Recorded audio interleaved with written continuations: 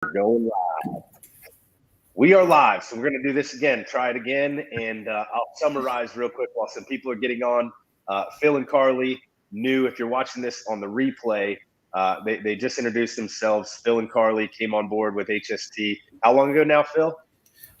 April. We came on in April to HST. You guys are absolutely killing it. So I did hear you say it's been the best decision you've made. So while we've got a few people joining us and getting this thing going, why don't you tell us about what's been so great about it? What the struggles of that transition are going to be, or would be for somebody looking to make that transition, and kind of where you're at today.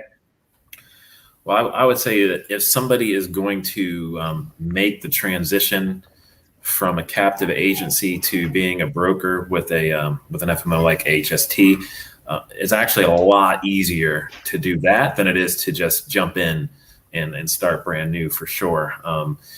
Being able to offer your clients anything that they need instead of just one particular company's products.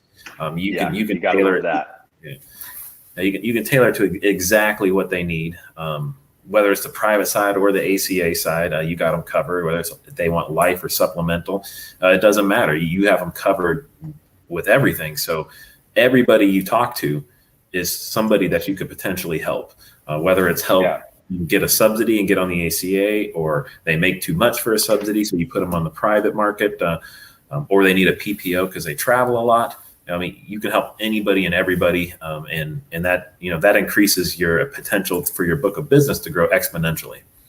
I love that, and you guys definitely, seem to me people that enjoy helping others, and that's kind of where you find your success. Is not just I know we've talked about it with agents as well, but not just the fact that you're able to make a great income selling things to everybody, but you're actually truly able to help. So why don't you share some of the some of the strategy or some of the the why behind how well you're doing starting out, because not everybody jumps from even into this as a new agent or coming from captive to what you're doing now.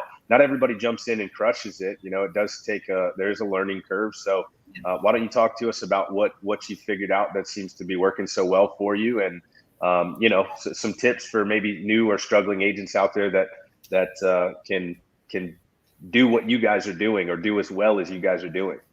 Well, the first 6 months of this role, I was in a different role when he was at the last agency. And I would say that it just takes a lot of alignment for partners to kind of be in the same space with each other and make sure that you're on the same page, because we had to make all the sacrifices because we wanted to make sure he was successful. And then once we decided to do this together, it became like a full-time venture. It was kind of like lights out. We just knew what we needed to do. We put the blinders up and we got super focused. Everybody kind of shut down for COVID. We worked from home, and the hours that we worked from home were better than the hours that he technically worked in the office back then, because there was never a break in the day where he had to take the commute home, pick up the kids. Everybody was here. We were just able to run with it. Love that. I love that. I'm getting to experience some of that right now with the newborn. It's like working around the clock, both with the family and on the business. But it's been fun, man. Keeps you central. It keeps you that focal point, because you hear the baby, that it's right there. You're like, I gotta keep going. I gotta keep crushing it for the family. That's awesome. Yeah, and we know that today is a holiday for the kids. So I've got my 2.5-year-old home. You guys have got your kids home. You gotta love being able to still show up on video and do some things like this, and I'm sure for some of your clients as well. So let me just pause real quick and let the individuals that are watching this know if you could tag somebody that needs to see this, right? Tag somebody right now that needs to see this, or that may have questions, because towards the end of this, we will jump into a Q&A. And, I'm just going to brag on Phil and Carly for them. They're humble. They wouldn't brag a whole lot. These guys came on board and figured it out really quickly. Super intelligent, talented couple, right? So that, maybe you're working with your spouse and you're struggling there. Maybe you're thinking about making a transition from captive to independent. There's all kinds of questions that these guys can answer, and they can answer it better than me a lot of times, because I forget what that's like. It's been a little while, and they're in the thick of hitting that $1 million in production and all of that good stuff. So they've got some great information for you. So if you could tag somebody that needs to see this, we would love to get that out there. Real quick, I want to go to preparation for open enrollment. This is your first open enrollment as a broker, right? Offering many different products and things like that. Obviously, you've gotten a few months of really good practice and experience in, so no worries going into open enrollment. But what are some things you plan on doing differently? What are some things that you plan on capitalizing on during this open enrollment? What makes this different than maybe the past open enrollment that you've partaken in? The cross sell. Yeah, being able to cross-sell. Yeah, cross selling is going to be huge because one. Before, we could only offer one company's products, but now this will be our first open enrollment where we can offer anybody that we talk to. So anybody we talk to, we have a potential to help. So, and even if they get on ACA, maybe they can't really afford much, but they get a huge subsidy on the ACA. They can get one of those bronze level plans that, they don't cover very much, but it will protect them, catastrophically. But you tag on some sort of, fixed benefits plan to pay that deductible, cover a couple doctor's visits for them, or an accident and sickness rider. If God forbid, something does happen terrible, it knocks out their deductible for them. They have a $250 copay or deductible instead of an $8,000 deductible. Yeah. And then something you actually said in one of your videos before, it was about acquisition over commission. We have a similar mindset in the sense of like acquisition over retention. Not so much that we don't want to retain our clients. Obviously, we serve them well on the front end, so we don't really worry about the fall off because it happens naturally. People are going to get employer plans. People are going to find other options. They're going to have their spouse cover them, etc. But we just want to make sure that we're always looking for the next person to help. And that's kind of how we've always set it up. Yeah. I would say the easiest way to be successful in this industry is number one, persistency. Just don't quit and just keep hammering at it. You're going to be successful. And number two, and probably just as important, is everybody you get on the phone with, view it as, how am I going to help this person? Yeah. And if you, because I always tell, I got a couple agents that are on my team, and I always tell them, just every morning when we talk, if you do right by people, people will do right by you. And, if you take care of them, the first person they're going to think of when they hear their friends and family talking about, or usually complaining about health insurance, is they're going to go, hey, I got a guy, I got Phil, I got Carly, you got to give them a call. They help me out. They can help you too. And also those are the type of people that, maybe somebody else contacts them about health insurance. Well, if you did right by them and you took care of them, the first thing they're going to do when they get off the phone with that person is call you up and be like, hey, Phil, I just got done talking to this person. What's he talking about? What's the lowdown on this? And you do the same thing. You help them out, explain it. And, they're just going to stick with you because you took care of them, and they're going to refer you people. Absolutely. And one of the things that you mentioned there about, kind of not focusing so much on persistency with the client, you're going to have some turnover. It happens. I think it is very low, first of all, that number of turnover. And the second thing is what I typically find is when that client leaves to go somewhere else, it's usually just temporary anyways. And they'll give you a call in a few months down the road when they're, not so happy with the latest and greatest, especially if you're just real with people and, you level with them about the fact that, hey, listen, we're talking about health insurance. It's not the sexiest or most fun topic in the world. No matter what plan I put you on, you're not leaving here running home to, your family saying, yay, look what I found. It's so great.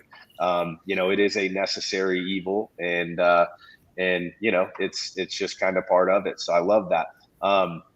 We'll do questions. We'll take questions in just a few minutes, but Jason did ask a question that is right on with what we were talking about with cross-selling. He said, what's the best indemnity plan to pair with an ACA? And I'm just going to go ahead and take that one and say that my favorite would be Manhattan Life's Affordable Choice plan for sure, with their new benefits, especially in the state of Florida.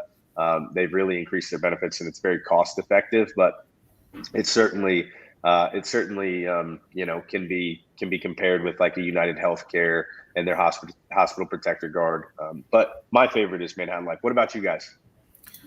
I think it kind of depends on the plan that they have and their deductible. What I try to do is, first and foremost, is match up their deductible with some sort of catastrophic event. So whether that's the Trio Med from that Gen or or a fixed benefits plan that has a hospitalization indemnity, I try to match that up. So if they have a $5,000 deductible, I want that fixed benefits plan to pay them $5,000 if they get hospitalized. And that's what I look for. So I don't necessarily have a favorite one. I look for the one that is going to match their deductible. So if something bad happens, they don't get hammered with a $5,000 bill in one shot. I love it. Now, give me your top three bundles, right? The top three plans you've been selling the most of since you went independent, right? Because obviously it's pretty fresh for you guys. What are the three things, the three plans that come to mind when I talk about bundles, right? That you're selling the most of? And I know that it varies by situation, but let's give away the top three packages that you're selling right now. It would have to be number one would have to be the NatGen 5K0. Okay. And I know they've heard me say that before for sure. That's definitely the go-to. Usually what I tell people is, you have this plan here, you have another one that's similar from National General as well as United that's going to give you co-pays. But here's why you should consider this one. And I just break down the math for them. I show them, hey, you're going to save, $2,000-$3,000 a year. Even if you go to the doctor, several times, you're still going to save thousands of dollars by the end of the year. And I just do the math with them right there. And I show them, look, let's say your doctor's visit costs on average $150. We'll round that up to $200. Right, you're saving $3,000 a year. You divide that by 200, and you're like, look, you'd have to go to the doctor, 10 plus times just to break even with paying for co-pays you might not even use. And so that's how I break that. Not to mention you've got nationwide coverage, versus a local network. Yeah, and then I usually attach either Trio Med or the Plan Enhancer, and I really like the new one from NatGen, the Hospital Plan F. That new one that comes out in every state, because it has that $5,000 hospital indemnity. It just matches with the deductible. And then also UH1, the Tri-Term Copay Select Max. Love it. People when United is close to National General, they like that name United because just about everybody takes it, and it's a plan that's very familiar to them. It has co-pays. It will cover a preventative care visit, and then it's good for 3 years. So if that one is close to NatGen, people tend to lean towards that one, even if it is a little bit more expensive. And then what I do is I just show them both, and like, here's the one I recommend, but the decision is yours. Which one do you want? And, they pick from there, and I think that helps too with getting people to go ahead and do an application with you, even if it's right there on the first call, because you give them that choice. Say, this is what I recommend. Here's why, but the decision's yours. Which one do you want? And then, well, I like that one. Okay, go ahead and see if you want to get approved. Yep, absolutely. Do you guys find yourselves comparing, like on a quote sheet, or if you're looking at a couple different options, do you find yourselves comparing the 5K 100% next to like a tri-term copay plan often? Is that like the typical stack or sheet? You don't? Yeah, I don't usually use a quote sheet. We don't teach to that either. So let's do this. Let's walk us through, because I know you guys call a lot of internet leads, and I know that that's your main source of business and things. So why don't you walk us through the sales process for you from start to finish? For those, I mean, Jason mentioned, can you share a little bit how you present the cross sell? So we'll get to that point. But like kind of the sales process from start to finish, what that looks like. What I find is a lot of new agents, they don't have a system, first of all, to stick to. They just kind of fly by the seat of their pants. And secondly, they don't have anything to kind of go off of to compare it to say, hey, this is where I'm at with step one, or setting an appointment, running an appointment, closing the appointment, whatever that system looks like. So share with us your process. Well, it's an information-based sale. So it's, first and foremost, we want to inform the client about what's out there and explain to them their different options based on their situation. But it's the same play. We have a script. We follow it to the T. Everybody gets the script, and we kind of run it from there. I mean, really, it's pretty straightforward, and we practice it every day. Really, yeah, we do. We practice it every day. And the most important part is going to be that initial, 5-6 seconds that you have on the phone. When you open up with that, you don't want to come off sounding like, a sales rep. Like, for instance, I just go what's natural for me, the same as I would answer the phone if I was calling a friend. I pick up the phone. I go, "Hey, Brad, it's Phil. How you doing today?"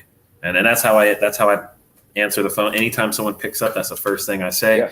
And then I say, I'm just getting back to you in regards to the request you made for some health insurance information. How can I help with that? Or was that for just you, or is that for your whole family?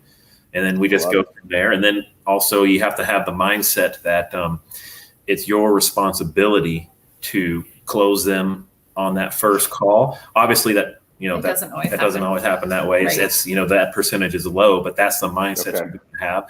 Not that you're being pushy or anything like that. Right. The reason you have that mindset is because, especially with the private market stuff, they could say, "Oh, I got to think about it," or something along those, whatever reason they have to get off the phone with you.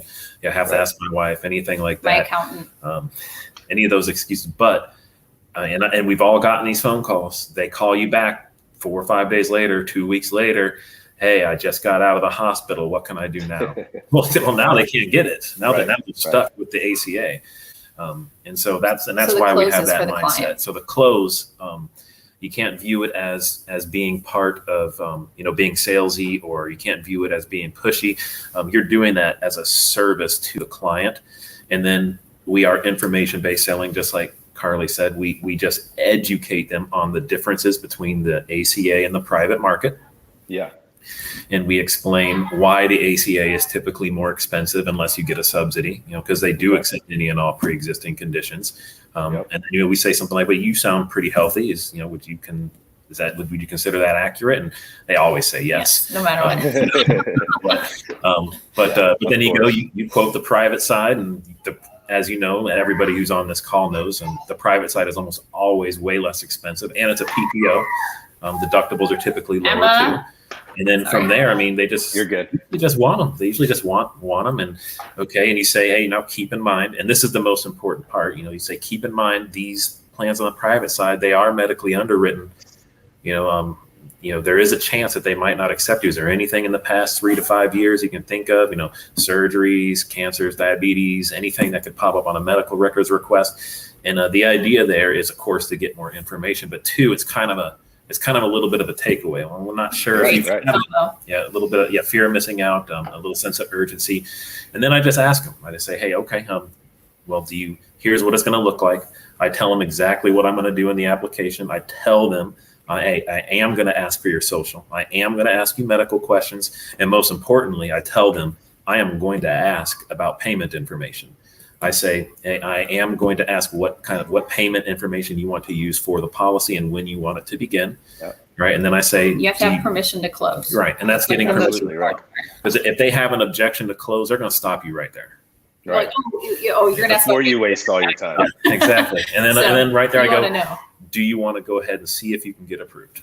And I ask that question, and most of the time they say, if you get that far, most of the time they say yes.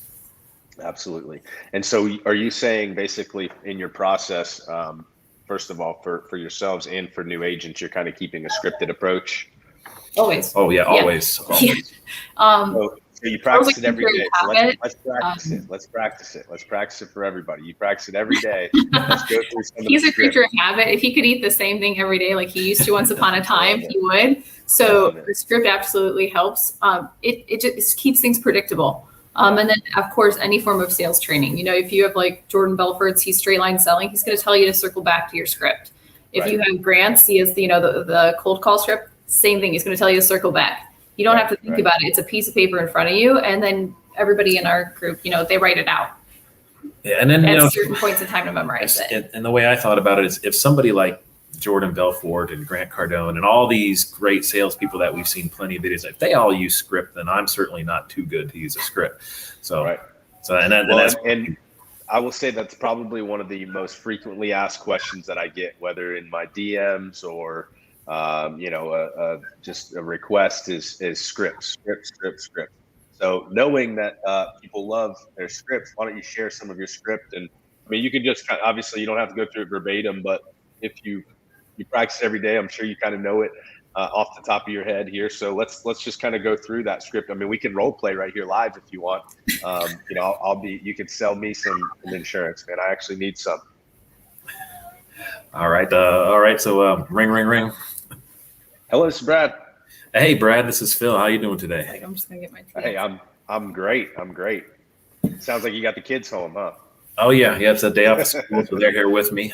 They're working from home today. But hey, I was just reaching out in regards to the request you made for some health insurance information. Was that just for you, Brad, or did your whole family need some coverage? No, man, my whole family actually. Yeah, whole family. Gotcha. Right. So, like I said, my name is Phil. Well, I'm an independent insurance broker, and all that means is I'm just going to help you assess your situation. I'll show you the different companies that are out there offering coverage, and in that way, you can make an informed decision on what company and plan is going to meet the needs best for you and your family. Sound fair enough? Yeah. Well, I was just kind of shopping around. I don't really know when I'm ready to sign up or anything. I'm just kind of looking for some prices at this point in time. We haven't had insurance for a while, and had a baby a couple of months ago, we'll just say. So not really sure what it's going to cost, but I got a family of 4, and know that I don't want anything to happen and not have insurance. Completely understand, and you don't have to make a decision today, but we'll at least get some numbers for you. Okay? Yeah, I like that. Perfect. All right, and I just need some real quick information from you. Can I confirm your zip code as 32907? Yeah. Yep. That's it. All right, and could I have your date of birth? Mine's March 4th, 1990. All right, and then what I do there is I go through the whole thing, get the date of birth. And then the question I ask next is, all right, is there any medications that I need to make sure are going to be covered for you? No, man, we're pretty much healthy right now. We've been very lucky. All right, perfect. And do your children, they have a pediatrician you want in network? No, not particularly. All right, we don't take them to the doctor. All right, so all right, you're going to have 2 routes that you can go outside of like an employer offering you coverage. You have the Affordable Care Act market, and then you have the private market. Yes, this is where we're taking them through the different directions. Love it. Go ahead. Correct. All right. So the Affordable Care Act market, despite the name, most of the time is going to be actually more expensive than the private market, but they do have a very good reason for that. They accept any and all pre-existing conditions, no matter what, which is excellent. Don't get me wrong, that is fantastic. Especially, God forbid, somebody could have a heart attack today, and they could turn around and they could still get approved for the ACA and start getting their medical bills covered. But that's why it's more expensive. Does that make sense? It does. Yeah.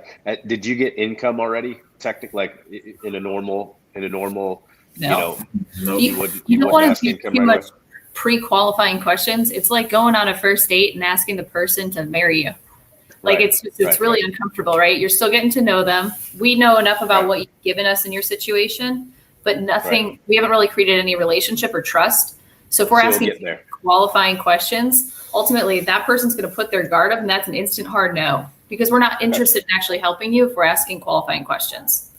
Right, and then that's what the application's for anyway. And it's my belief that the private side is going to be better for almost everybody.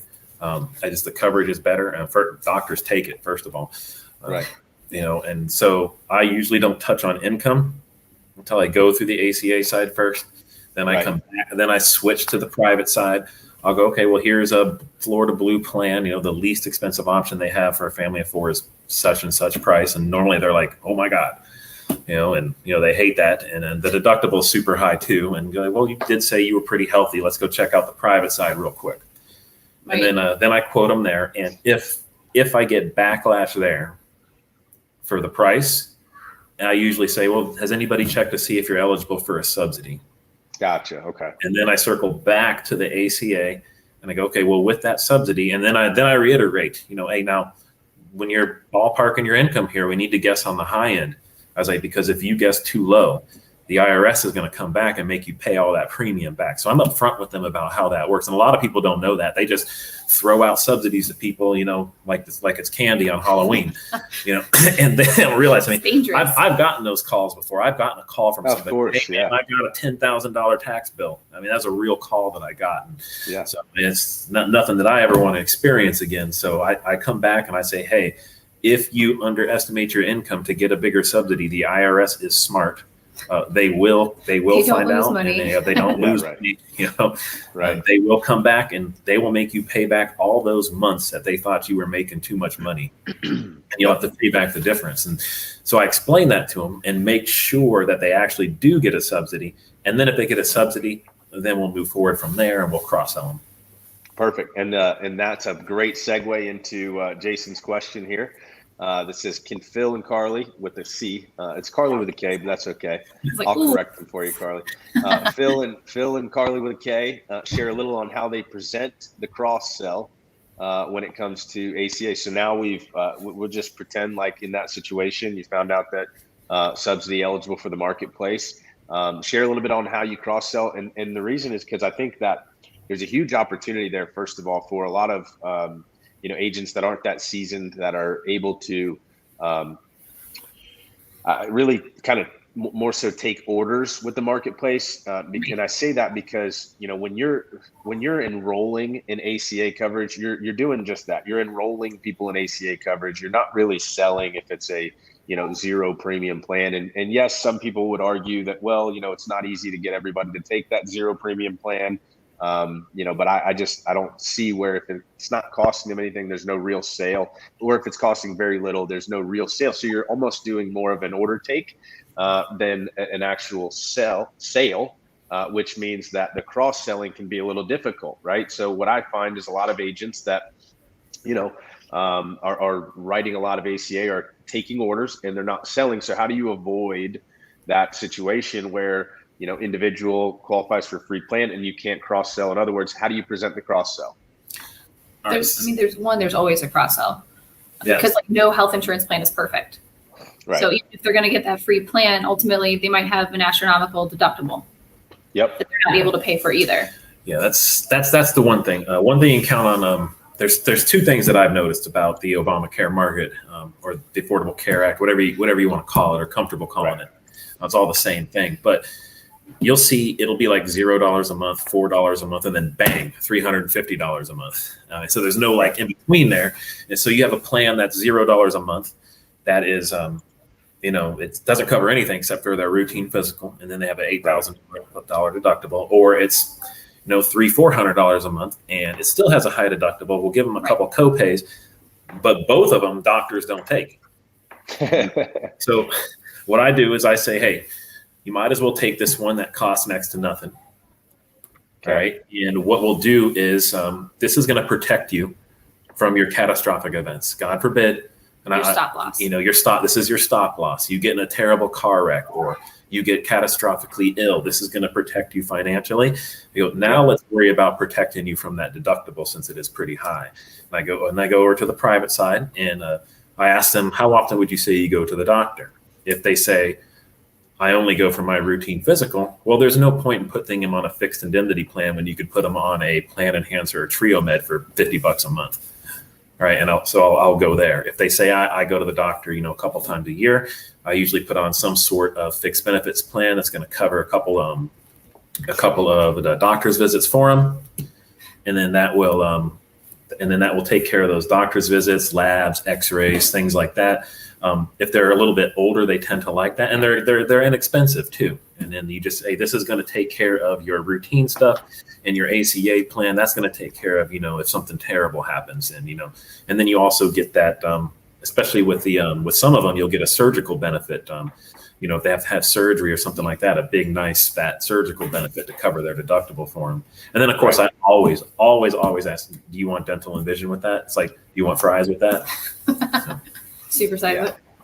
That's my do you want fries with that close? That's right. Absolutely, and you can underestimate. I mean, I have a comma in my monthly renewal dental check. So, maybe one day I'll have 2 commas in my dental renewal check. So, don't underestimate that, the importance of that dental and vision sale to your commissions as well. Let's talk real quick about. I mean, for me, it wasn't the easiest transition in the world from captive to independent. And I did have a few hurdles. It sounds like you guys didn't have so many hurdles, but there's had to have been some challenges. Why don't you share on some of the challenges that you've faced, kind of, being new, offering all these products, things like that? What are some of the more challenging things? And then I want to open it up for some Q&A if anybody has any questions. Go ahead. We actually had to make some pretty difficult financial decisions long term, because those the people we kind of once you know a game, you can play by the rules and win. At the last agency, there are certain numbers you have to hit, right? Whether your upline supports you or not is entirely different. Now, if you wanted to hit the bonuses and everything else, 2 people working towards that goal is a lot easier to hit a bonus, particularly for a large lump sum, than 1 person working at it. So the last agency, I primarily set appointments so that we could kind of like lift Phil up to get to that bonus. Well, we earned the bonus and then made the decision to walk away before any of the bonus was ever paid out. So that was a tough decision. That was like $45,000 worth of we had to walk away from to decide to go independent. It was the you know how the bonus structure worked there. It was Okay. bonus and it was the yearly yearly par bonus. We walked away from that. Basically almost $80,000 worth of guaranteed income because we saw what the potential was to be an actual broker and not be captive, and because we believed in what it meant for not only my family but for my clients and my future clients. And also for me, part of the struggle was unlearning a lot of the stuff that I learned at the captive agency. That's like bad information. It's like bad info. You have to unlearn so much bad data. Unpack some of that. What info are you talking about? Like in regards to plans and things like that? I mean, like we were sold on the idea that, using the word insurance was strictly an ACA thing, that they had actually trademarked the word insurance. Like our plans were like, no, insurance is trademarked. That's why we can't use it in our sale. Like, and then, it doesn't make sense. Yeah, that does. And then they also, we were under the assumption that was the only private market plan that was available in the entire industry. So when we started learning, as when we were baby insurance agency, push too, that was the only plan. Yeah, it's the only one. And when I was young, when I was young in the industry and brand new, and I just ate it up. It's like, yeah, okay, got it. And, it's a deal. And then, but as you get more experience and you start learning about the industry, you're just kind of like, oh, wait a minute. Like we can't say the word insurance. We have to do all these other steps to get you to actually like help you to buy this product. And then the phone calls, right? So like, of course, being captive, the phone calls you'd get from clients, unhappy, even no matter, like we sold as is the product, very true to what it was, explain any kind of upgrades you may have to do with the product in order to actually, qualify and hit that major medical if you needed to use that. Right. But you still have phone calls of unhappy people and people who didn't have their needs met. And that's our fault, right? So it was our responsibility to find them something better. I will say this, at the other agency, I received weekly phone calls of people that I had to help with their policy. And now I'm selling what I call real insurance.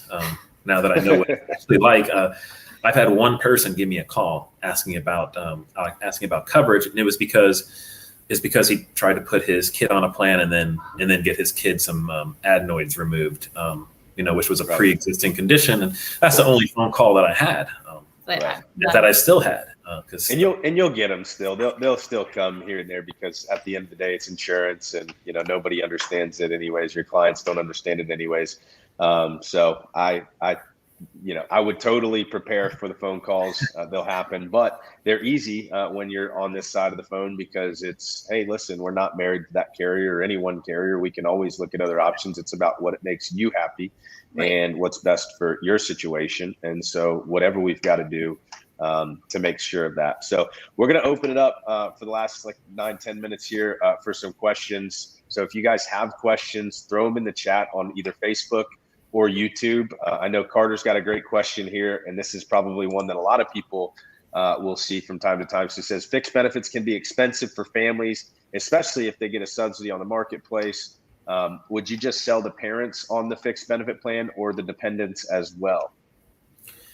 That really kind of depends on their budget. I know United has a new one that they just came out with, that Health Protector Plus one.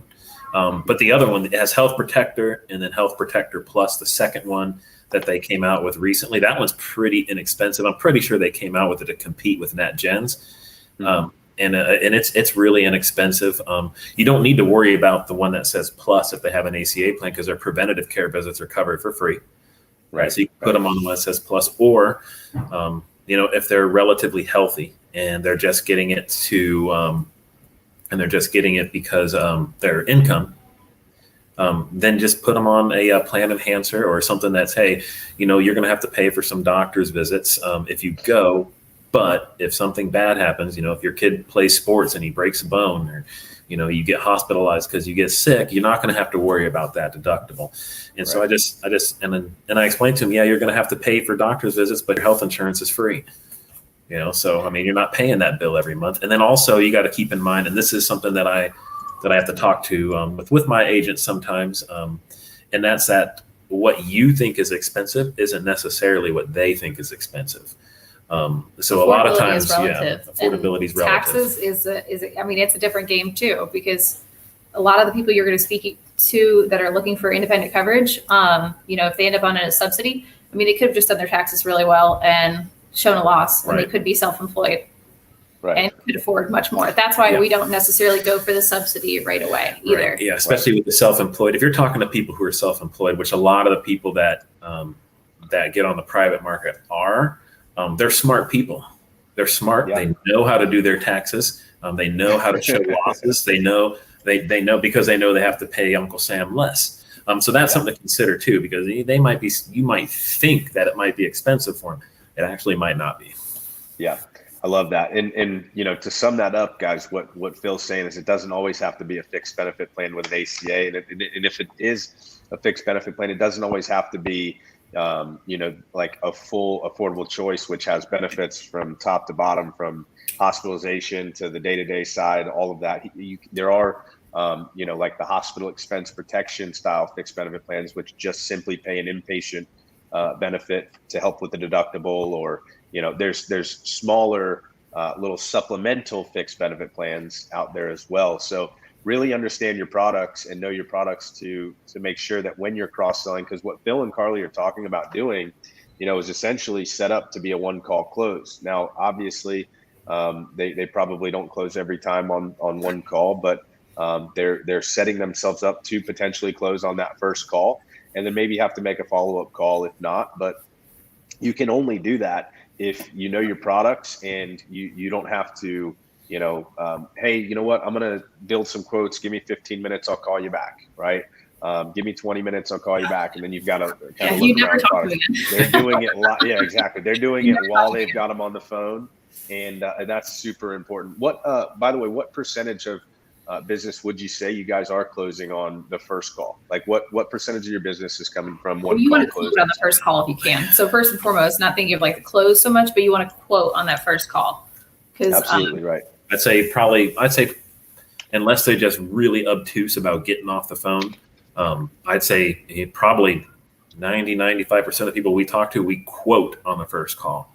Now, if I was doing that sales wise on the first call, that'd be, but no, I'd say probably be generous to say 6 to 7% on the first call. I would say a little bit more than that. A little bit more. I mean, just depends on the week and the volume. But that doesn't mean I'm not always trying for and what you're looking at, if you're going to factor in ACA versus private. And then of course, like you said, if they get a free ACA plan, I mean, that's just taking an order. And then going, you can't really call that a close. Yeah.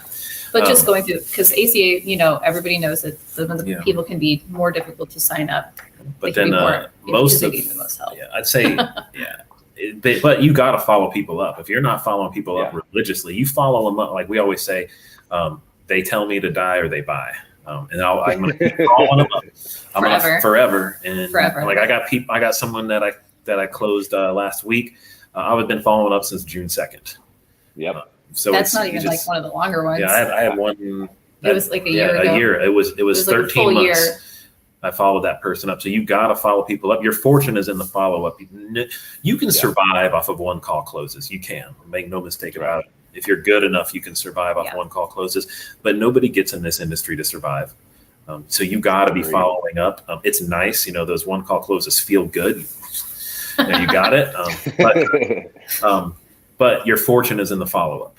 And following people up, but you want to quote them. If you get them on the phone, you want to quote them before you let them go. Of course. Absolutely. And your most financially qualified are going to be the people that you have to follow up because they make their decisions and they do their research.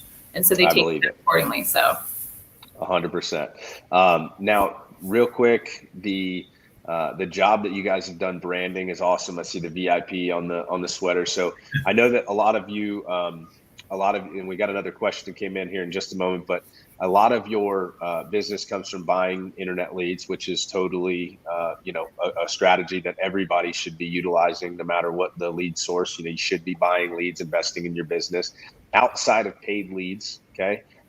What are you guys doing as far as marketing, lead gen, to get referrals, those types of things? Give me some free takeaways that agents can go ahead and this open enrollment without spending a dime, maybe just investing some resources in your time, generate leads and things. I would say social media referral partners are huge. If you can partner with somebody in a different insurance industry, like just strictly P&C or in auto and home, I would find those people, and I would utilize Facebook groups. It's a big thing that we do. We actually get a lot of referrals off of there. Because ultimately people are going to go to those Facebook groups locally in your area. They're going to complain about insurance. And somebody's going to see it. And if you have a referral partner that's in another insurance industry, well, they're looking for their business. They say, oh, hey, someone needs help. Let me tag Carly in on this, or let me tag Phil in on this. And it's an instant way to get your name out there. And the more people that comment your name on those posts, it may not even be the original poster who calls you for that post. And it's somebody else who's like, hey, I see your name everywhere online and you must be someone I need to talk to about insurance. Yeah.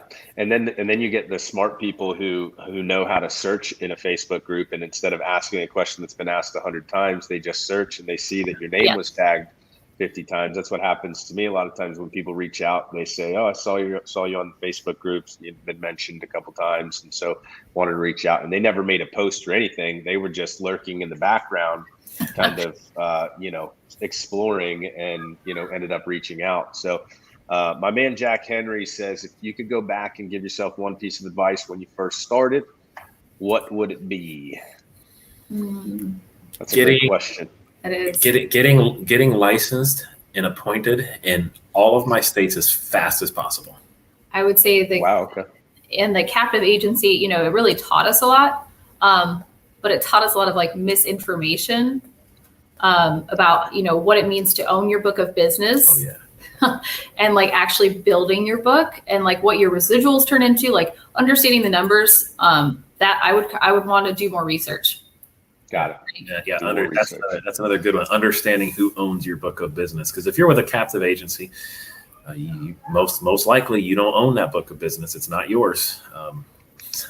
But as a broker, totally get it. As a broker, it's yours. That, and get your states. As the more states that you have, the more opportunities you have to reach people. So if you're licensed in Florida and Texas, there's a lot of people who live in Florida and Texas, but not as many who live in Florida, Texas, Missouri, Oklahoma, Tennessee, Virginia, Arizona, and then and you give yourself more opportunity to work later too, to work at different times. So get some. If you also, for this open enrollment, if there's any agents that are looking at buying states, buy Arizona and Utah. No doubt. It's a very wealthy population, a very healthy population, and it lets you work into the Pacific time zone hours. Right. Yep. 8 o'clock, you could still be hammering the phones. 10. So you brought up the groups, and so now we had a couple of questions about the groups. What groups have you found the best to get into? I'll speak first. I know, for me, there's a lot of local community groups. There's one called Sarasota Word of Mouth. These groups are just local community groups where you can, you'll see people asking questions about dinner recommendations or insurance agents, pressure washers, you name it, they're asking for these services. So search your local community for those groups. But any other suggestions other than that, Carly and Phil? I would want to, when you think of branding, you want to brand yourself locally. So obviously we have an IMO that we belong to, but we still brand ourselves as, Vogt Insurance Partners, because we want people locally to recognize our name. Our kids have sweatshirts with it on. I've got their water bottles. Got it. We've got it everywhere. Eventually, I'll probably get a window wrap. Swag's in the mail, right? We'll get it there. We gotta wait for ours to get here first. The mail's not right now. But more than anything, you're looking for basically just notoriety from your peers and your neighbors, because they're going to use the word of mouth a lot faster, because somebody else is going to want to be able to chime in. So those people who love talking on social media, they will tag you first, right? But you have to be consistent. So part of that, when you have a last name like Vogt and then the word insurance and partners, and you can have VIP, I mean, you definitely want to get that everywhere. I commend you on the name. It's great. That was all her. She's a creative one. Well, I mean, I learned, a lot from like my time when I spent it at Grant's office. And I mean, Grant wrapped a Rolls Royce, right? Like, yeah, he didn't care. Why not? That his brand was everywhere. He wanted that. And so same thing with Bethany Frankel. She talks about Skinny Girl Margarita. She branded it everywhere. So Nike's not going to pay us, but we can put, like a Nike polo on and put our brand on it. And so it's about that neighborhood notoriety. Yes, I'm hello, honey.